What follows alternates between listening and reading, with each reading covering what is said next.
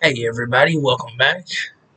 I am your host, and today I'm going to be discussing the recently hit to theaters and HBO Max movie, Suicide Squad, with Margot Robbie, John Cena, and Idris Elba.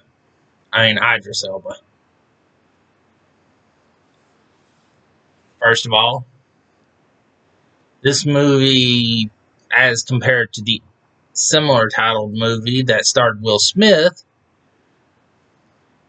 were both good for action and their comedy, but while the first one with Will Smith explored more, it took more of a dark turn and was on the idea that, oh, this happened with that. And it only really explored the idea of Harley Quinn's history. The new Suicide Squad movie actually goes over more characters' histories. More characters' origins in it.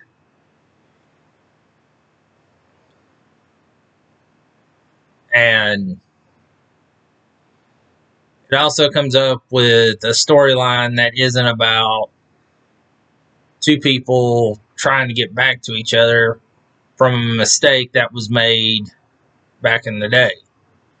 This one is actually a storyline that, to me, I remember being in the animated series being slightly different with the Project Starfish that's used in it.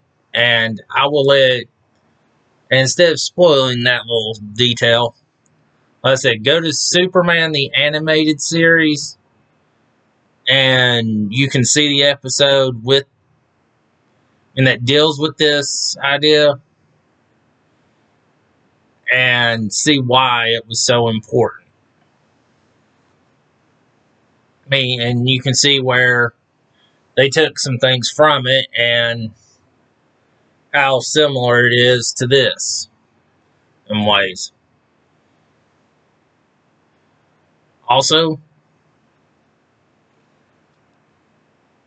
I like the idea that this one, the same as Harley Quinn's, the Birds of Prey and Fabulous Emancipation of Harley Quinn, are both continuations off the previous Suicide Squad movie instead. And this one, in fact, actually finds her from the emancipation, it seems, having been arrested again and got put back in,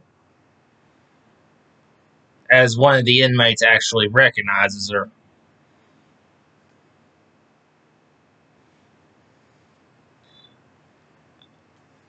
The fight scenes in this one aren't as great, although it's loaded with action, but the comedy's a lot better.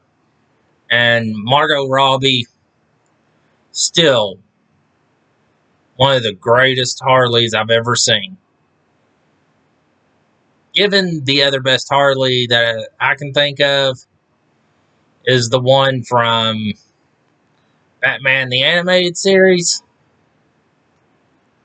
Kaylee from the Harley Quinn animated series is good, but sorry, Margot Robbie tops you.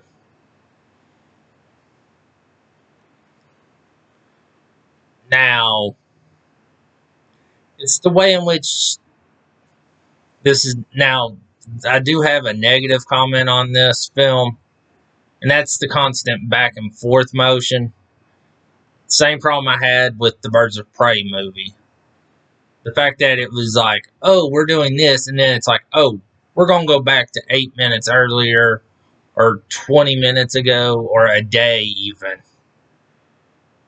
I didn't like that. If you're going to tell a story, a lot of it needs to be linear to make it make sense. If you're going to sectionalize it like that, it's better to do it like Pulp Fiction was done. you segment it and let the people know how it's segmented.